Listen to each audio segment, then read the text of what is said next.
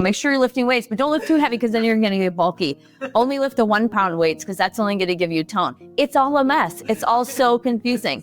And it actually doesn't need to be. No. You just have to stick to a path and be consistent. Totally agree. Hey, everybody. Hi, we are here. I'm Laura Schara. I'm Kristin Rowell. And we've been friends for a long time, Chris. And we've been talking about starting our own podcast together for at least a year, or has it been 2 years? I think at least 2 years. It's been at least 2 years, and it's finally here. The day is here. We're starting a podcast. We feel like we have a lot of things in common, a lot of things to share. We hope you find what we have to share maybe valuable or maybe not. We don't know. But either way, we're going to have some fun. Yes, we're going to have fun. So welcome back. This is going to be a guest episode on the Energetically Efficient Show. This is my first guest, which I'm thrilled to have her here. So we're baking this into the Energetically Efficient Show for now, but our intention is for us to have our own podcast, and the name is still going to be revealed in the future. It is. If you have suggestions for names, we'd love to hear them. We've been peddling around with a few names, but we're just going to let the universe speak to us a little bit to figure out what we're going to call this thing, but we're just going to get rolling. I love it. And so the genesis of this podcast is, like Laura mentioned, we've been friends for a really long time, and there are lots of times where we are doing walks or doing phone calls where we say, God, we should have this recorded. We do. So that's really where this started, because we feel like, especially as our friendship has deepened and as we've gotten a little bit older, not revealing ages right now, but a little bit older, I have a birthday coming up.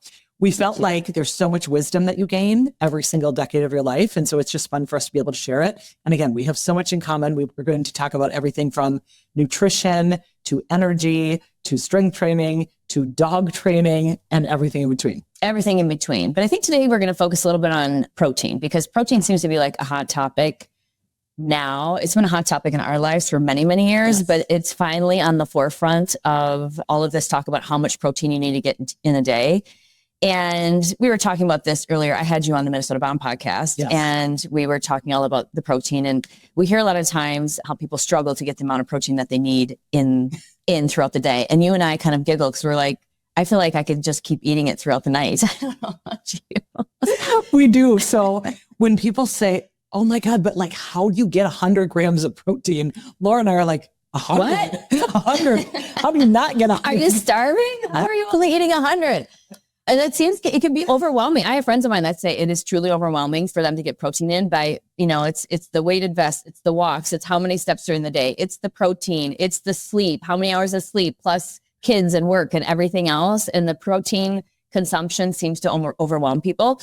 But so today I think we're going to give some tips. Let's give some tips on how people can get the amount of protein that they need. But first, I think it's really important to really understand like exactly how much protein do you really need? Because I think on average, as we know, people are under eating protein significantly, and they're spinning their wheels, wondering why they can't lose weight, all of those things.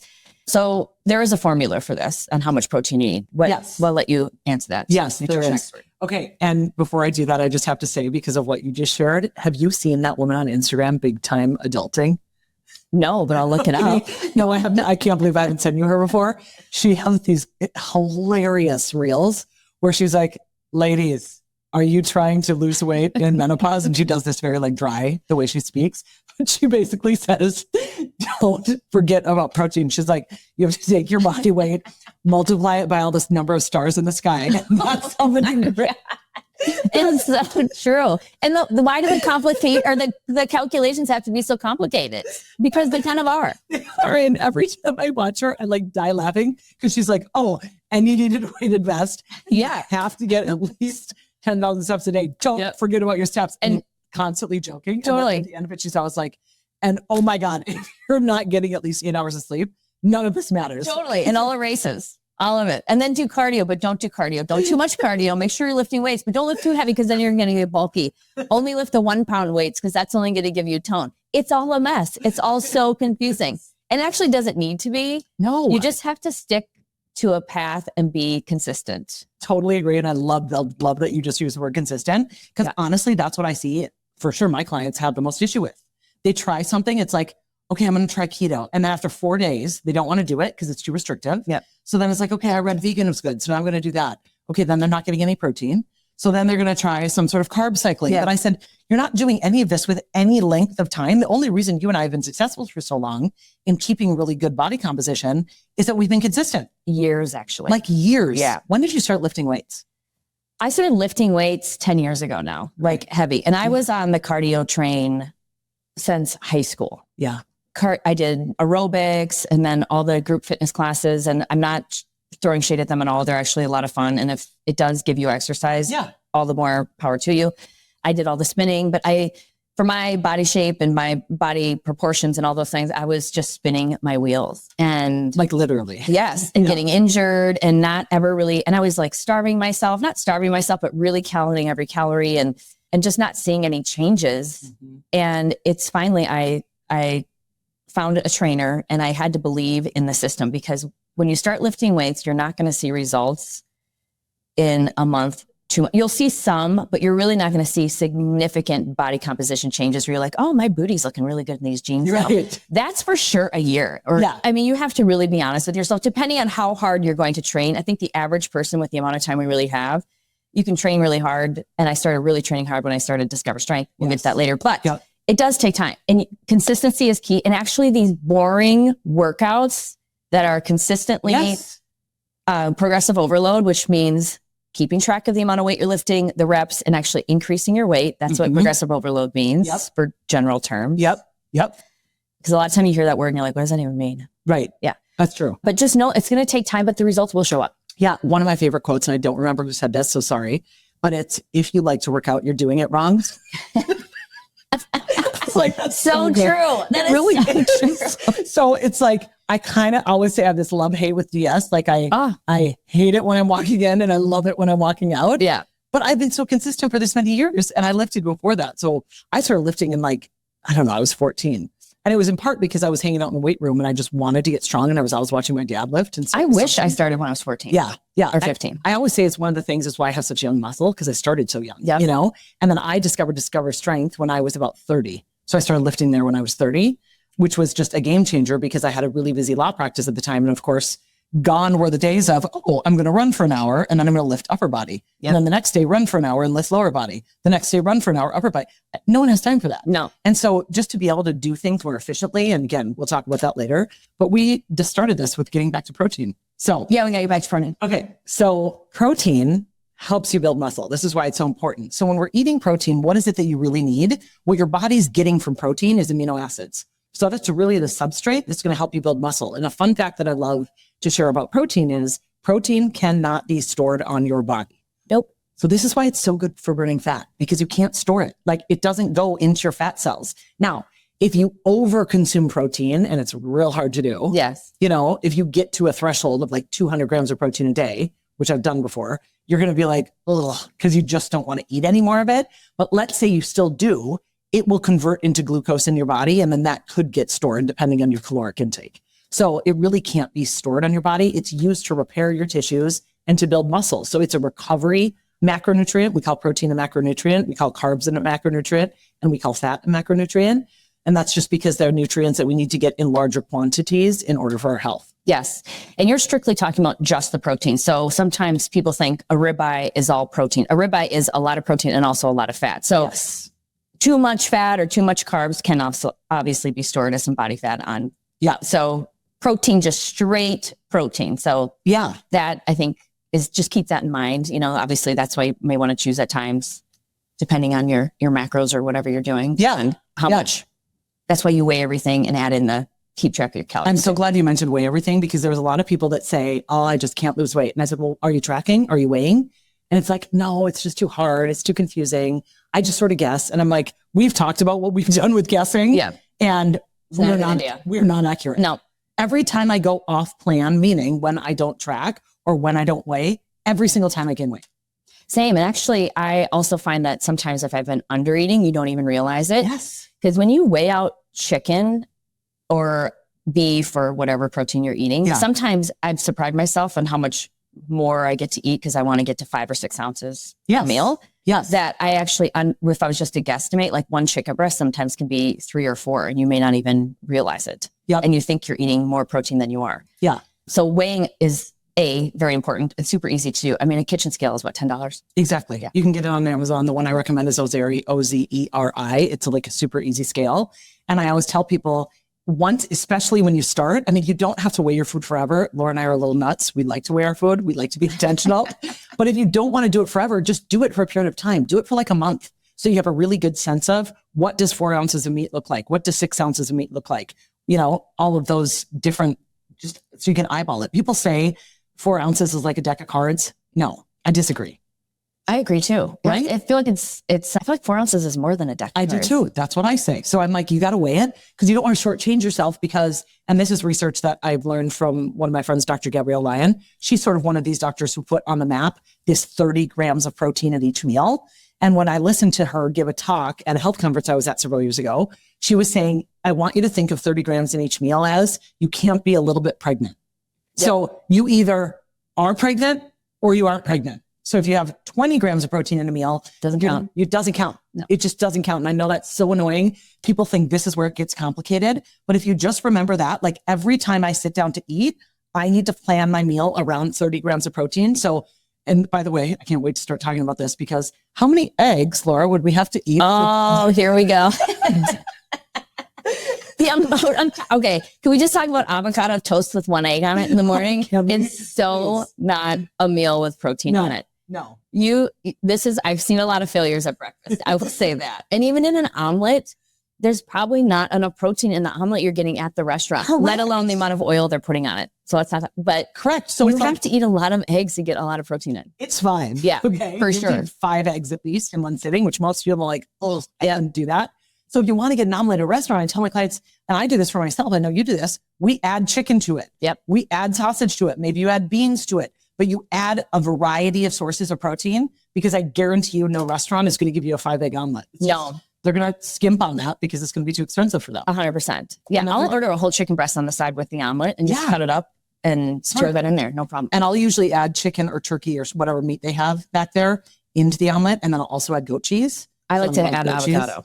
Oh yeah. That's avocado's amazing. Yeah. Avocado's amazing. We always joke when I go to breakfast with Dan, I feel like the bill keeps getting higher and higher and higher because we keep ordering sides of everything. A la carte. Yes. The side of the avocado, the side of the chicken breast, the side of maybe some peanut butter. You want a little bit of that too. Like I get a side of bacon every time too. Yeah, exactly. And we're like, how are we spending this much at breakfast? It's because we have a million sides on top of our meal. It's the whole a la carte breakfast. Yeah. So good. Well, and everyone thinks that bacon is another source. Like, well, I had bacon. I had eggs and bacon for breakfast. Yeah. It's like you have to have a lot of eggs and a lot of bacon to get your 30 grams of protein each meal. So we just want to make sure that everyone focuses on, if you ate 30 grams of protein each meal 4 times a day, you're getting 120 grams of protein. Yep. So that's all you would have to do. So and that is, if you want, so 120 grams of protein, that is, so are you going for a gram of protein per ideal body weight, or are you calculating it based off of kilograms? Yeah, great question. So I do grams based on ideal body weight or even current body weight, depending. I mean, if the person has a tremendous amount of weight to lose,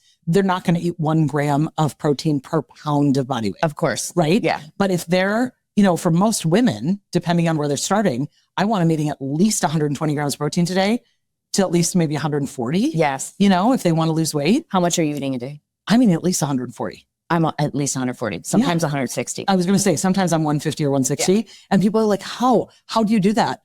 Because it's so satiating and it tastes good and I love it. For sure. And another thing I think is really helpful is protein powder. If you need to sneak something in. So say you are going to brunch with friends, family, whatever, even if you take a scoop of protein powder with water just to get something going and then go have the rest of your breakfast, I think is a little bit of a cheat there, but at least helps you get to your goal.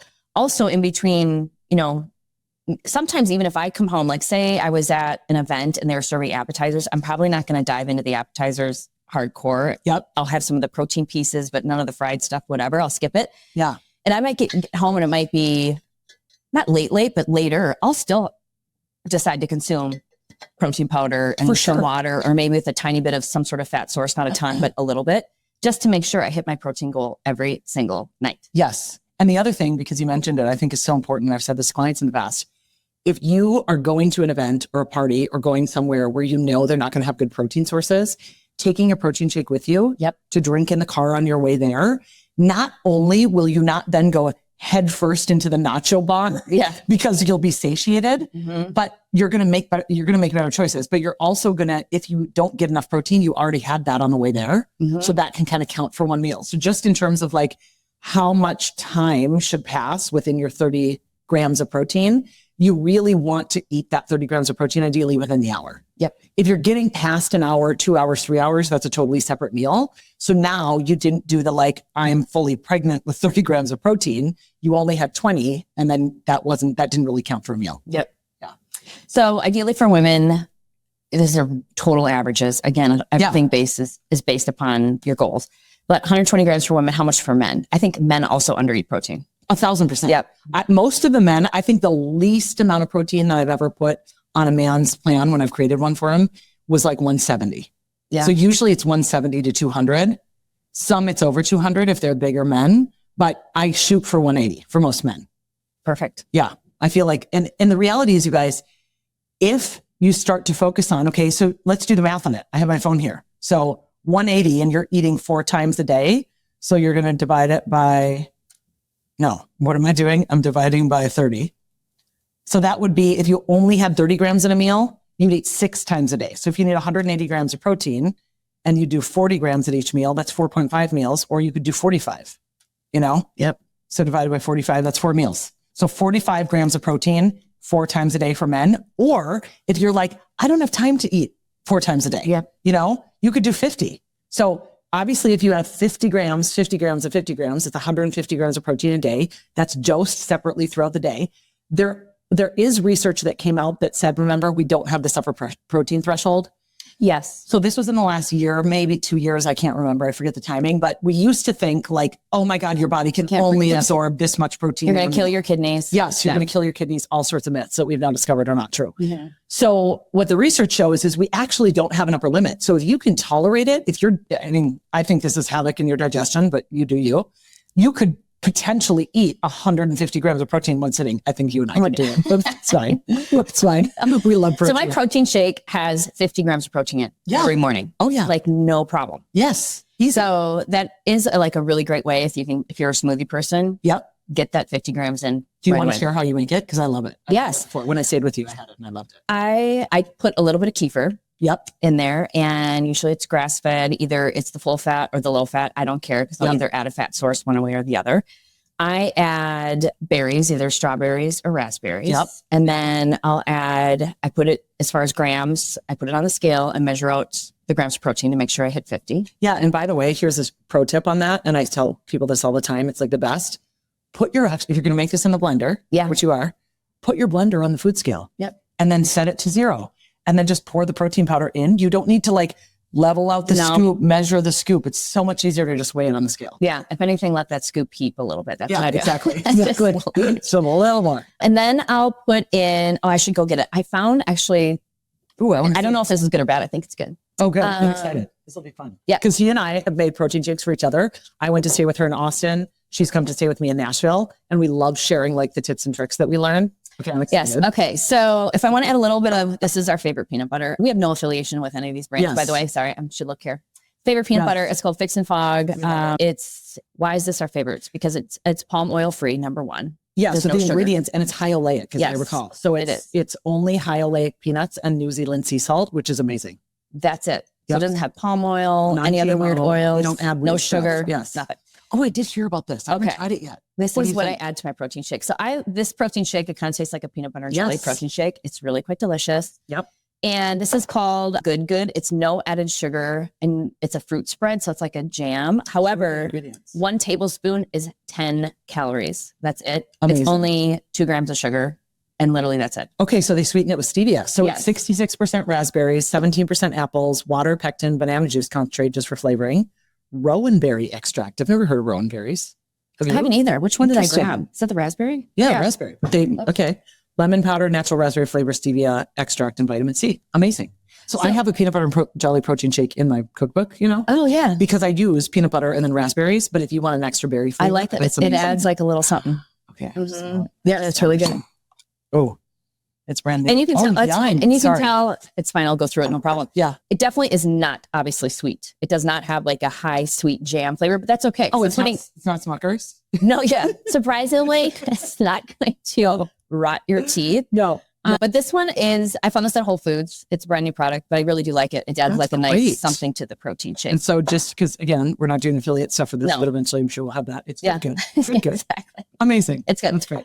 So that's what I do with my shake. And then I use, actually with that, I put in, people would think you could put in a vanilla protein powder, which would be fine, but I actually use the chocolate one, the chocolate peanut butter with it. I do it. I use chocolate when I'm out of my vanilla, but I either like vanilla protein powder or that marigold peanut butter protein powder. Oh yeah. Marigold peanut butter. Yeah. The peanut butter is good too. Yeah. So it's basically kefir, berries, frozen berries. Yep. Frozen berries. Organic. I do that too. Yep. Organic protein powder, peanut butter, and then a little bit of this maybe as a extra. Yes. And then I put a scoop of colostrum in it.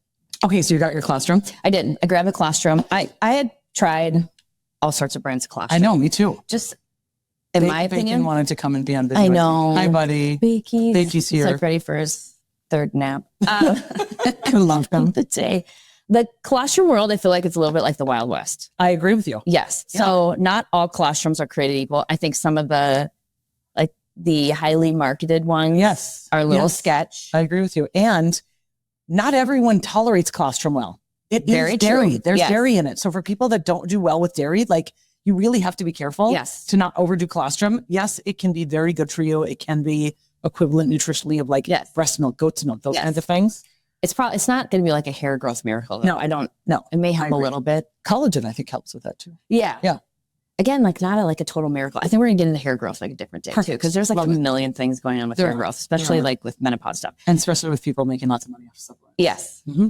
So again, there's no affiliation with this product. This is actually produced by two gentlemen who are supplement bodybuilding fanatics in the Twin Cities. It's called Regen. I haven't seen that one. And this is way cheaper than the Amras or the Wonder Cows. And they took those products and some other ones and had them third-party tested to find that the immunoglobulins. The immunoglobulins. Yeah. Yep. However you say that, immunoglobulins. Yes. Goblins, we'll call it for short. Perfect. I love it. Had literally almost less than 30% or less than 20% in some of those products. You're kidding. No. That's this one is for sure guaranteed 50%. And literally, I think this was $35 compared to $100. That's amazing. Again, no affiliation. I bought this on Amazon, paid full price. I'm just starting it, but I know this has been third-party tested. It says contains milk on it, of course. Regen. Yeah. Re plus Gen. Contains milk, gold 50. Yep. By the way, I'm listening to you and Bacon is licking my leg my entire. He does like to groom people. He's like, Auntie, you probably got to shower again. I promise I showered. Oh, no, he'll just sit and groom everybody. I literally didn't wash my hair. You know what I need to do when I don't wash it? I need to like braid it or do something so it's not so stringy. Oh, I know. I did so good. It looks. This needs to be washed today. Well, this is like a deadline. I'm just going to kind of hide my hair. You know, when COVID happened, many of us started working from home. I work from home part time. Yes. The hair washing, you realize it's not so good to wash your hair every single day. Because but then there's also a limit on how many days you should be wearing. Trust me, it's scary some days some weeks how long they go. Oh my God! Okay. Also creatine. Creatine's finally on the map for. It is. I just actually did a whole episode on this, but I will tell you, I use this one sometimes too, and I used to recommend this one all the time. I now only use Keon. And here's the only reason for that. Okay, let me know. I'll tell you why. So do you see how it says creatine monohydrate, 5 grams? There's on their ingredients, which is great. I think Thorne is a great brand. They make great supplements. And the Keon one is made with Crea Pure creatine monohydrate. It's a registered trademark. Yes. And so the only reason I like Crea Pure better is I don't get the bloating and stuff from it. If I dose this 5 grams too quick, I'll sometimes notice some digestive discomfort. You do? Okay. So if you don't, then don't worry about it. I don't. But Crea Pure, some people do. So I just tell them to get that one if they do. I did when I first started it, but I think I'm ramped up now that I don't. Well, it's interesting. Have you seen some of the research now? Women are doing like 10 grams a day. They're doing 5 at night because it's so good for your brain. Yes. There's so much awesome research coming out about creatine. You guys, creatine is literally the most studied supplement in the world. And there's hundreds of clinical research trials. There's one that I sent to all clients as a paper that came out in 2021 that I just love. Yep. And it cites over 300 papers in it. Now, I always tell people it's called Creatine in Health and Disease. That's the name of the paper. It's from 2021. You can just search Creatine Health Disease 2021 PubMed. You will find it on Google.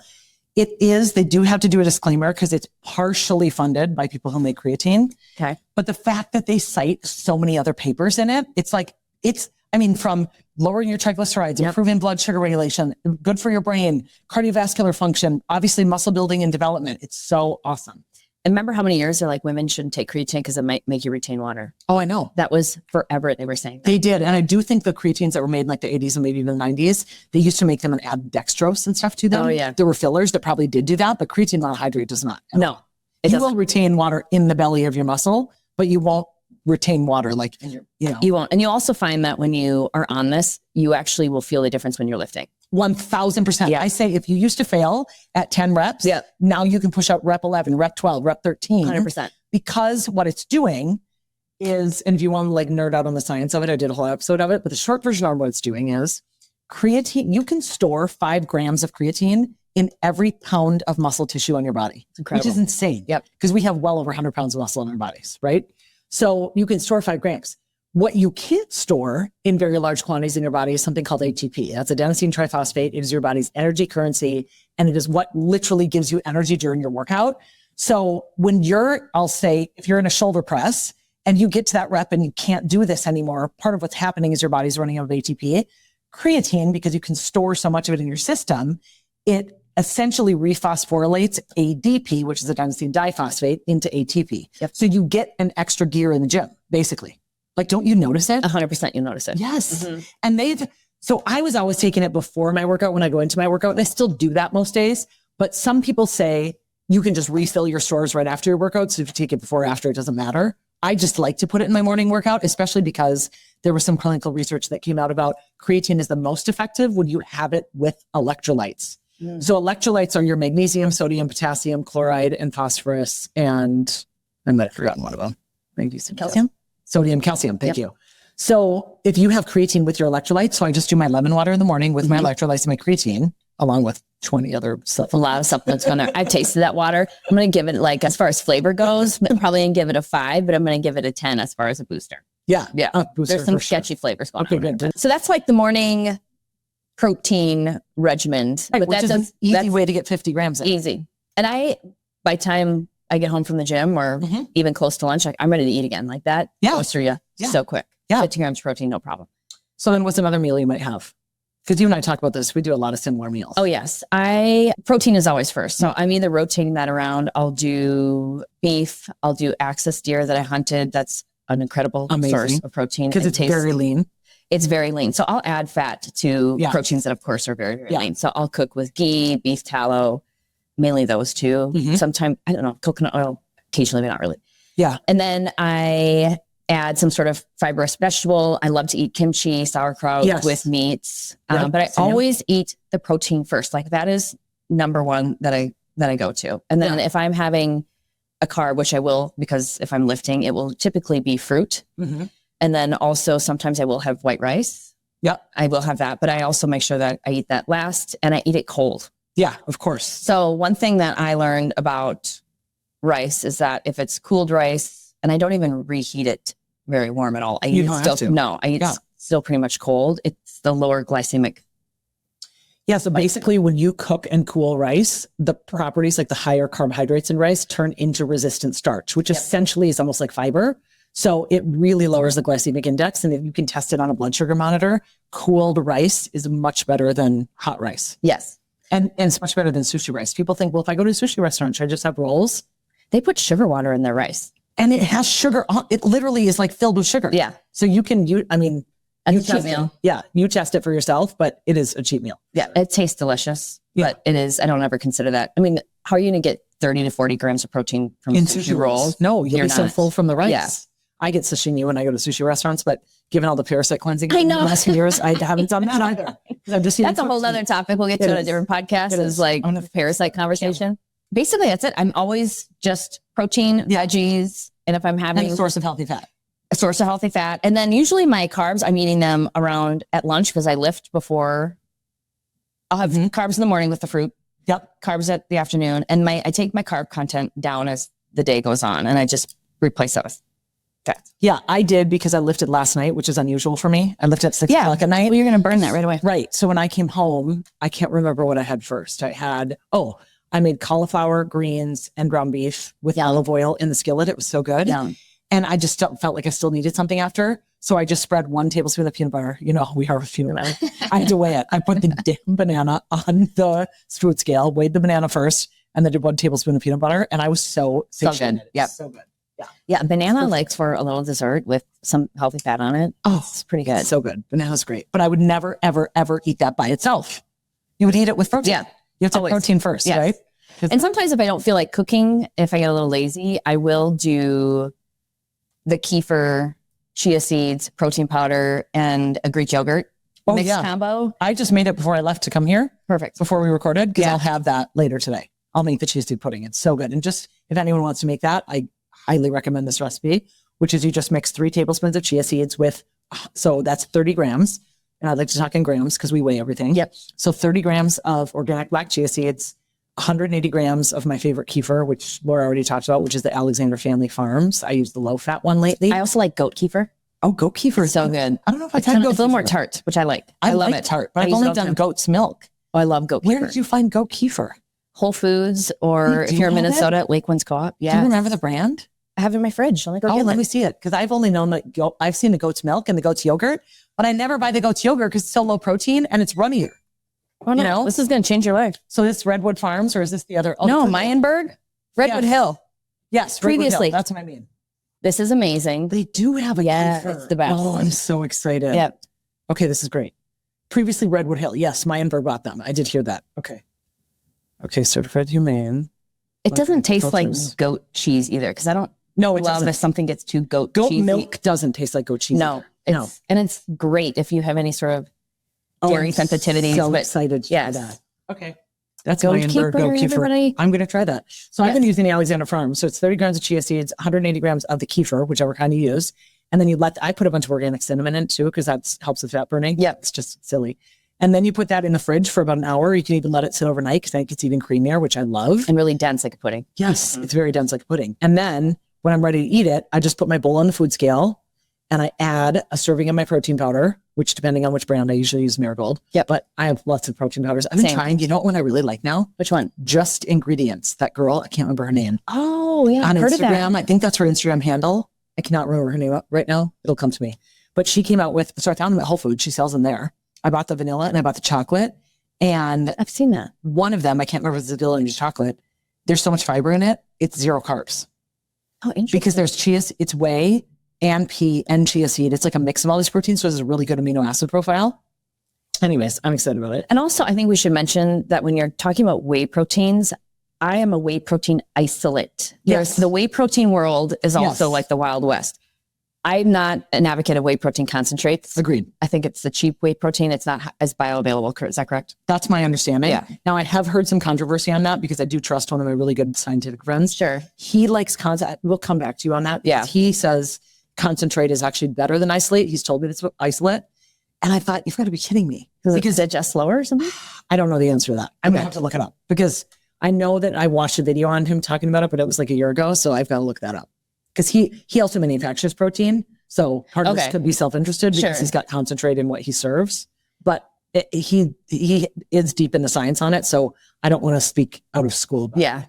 We'll dig into more of that. So then I would stir that and then I would add berries. So Perfect. I would add 4 ounces, 6 ounces, depends. If I do raspberries, I mean, the amount of fiber, you guys, in this chia seed pudding, if you add a bunch of raspberries on top of it, is outrageously good. It's so good for you. Well, there's 10 grams of fiber per tablespoon of chia seeds. Right. And in a container of raspberries, like a 6 ounce container, 11 grams of fiber. It's amazing. It's so good. Yeah. And then I top it with 2 tablespoons of peanut butter or 1/4 of a cup, like 28 grams of walnuts or other nuts. I'll use like a heavier fat nut. Walnuts are so good in it. Yeah. That sounds delicious. I just tried the walnuts. So good.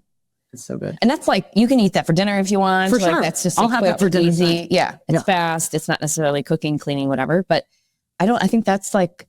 I think we covered a lot. And we how should to maybe get a plug for our favorite Marigold bars because we love them. Yeah. Marigold bars are very good. They're so good. And you do have to keep them in the fridge, or freezer. Mm-hmm. Yeah. And I can't, which is not a bad thing because it does not have preservatives. I am the protein bar situation. That's another one. Those are, that's totally Wild West. Consider that basically like a candy bar. Like if you flip it over, you're mostly either getting carbs and fats and very little protein. In the majority, anyone I flip over, I'm always like, no. You have to either take protein powder on the road with you. Yep. And like when I travel to remote destinations, sometimes I'm surviving on protein powder and water and some fiber or something for a couple days just to get through. Because the bars are not No, there's not. Soy They're protein isolate chips in there. Yeah, they're like a candy bar. Yeah. Truly. Like I go to Whole Foods, there isn't one single one that I see on the shelf there that I'm like, I could recommend this to clients. The meat one, oh yeah, the meat one's okay. but those are okay, and I've taken those. But those are only Epic bars? Yes, thank you. Yeah. Epic bars, but that's only 8 grams of protein. Correct. For 130 Correct. calories plus the sugar they put in. So what I tell my clients instead is like the Chomps beef sticks because they're grass-fed beef. Yep. And there's more protein in those sticks and they're 100 calories. Yes. Those are better. But like have that with a marigold bar. Yeah. And that could be a meal because then you're getting enough protein, you know? That's like when you're in survival mode. They Right. have the kids version, which I really like, from the Chomps or whatever. Oh yeah. They have the pizza flavored ones. Oh, I haven't and they're tried little. those. Those are Stop. actually really good. Okay, Yeah, that they're sounds good. I'm not amazing. gonna lie. Okay, that sounds amazing. Now I'm going to go get myself some pizza flavored Chomps. Oh, this is fun. Super fun. loved Well, it. we're just getting started. We probably rambled on. We both told each other we're going to look back on this first podcast and laugh We will. because We they're will usually a especially little laugh at rough. my not clean hair, but that's fine. Oh, I'm okay with we're that. both in the Okay. same boat. But we've got our goat keeper somewhere. We do. So this is our like microphone. So we will be back. We will have our own podcast launched at some point in the near future. We're very excited Yeah, about it's it. going to be this year yet. Yes. This will be on all the podcast platforms in the meantime, Spotify, Apple, and YouTube. And we would love it if you would give us your feedback on what you thought about this episode, because we would love to bring you more episodes like this in the future. Yeah, let us know if there's any other topics you want us to cover in the world of Oh, nutrition. can we do that right before we leave? Just read a couple of those that we came up with. We Oh, have yeah. a list going We do. that we were excited about. So there's a whole list of podcast topics, but just some of the energy. Like I think it would be fun for you guys to hear like all of the kinds of topics we want to cover. Yes. So, so Just random ones. yeah, random ones. Energy 101, all things energy, Oh yeah. because we know energy talks. Like there is the whole Yes. thing of what you give out is going to come right back. And also Yes. like that also relates to, I did a lot of dog training growing up in my childhood, and everything related to your dog is all about energy. And many times your dog's personality is a reflection of your energy. I have And learned people so much about this from you. don't I really just love understand it. that. Yes. Yeah, they don't.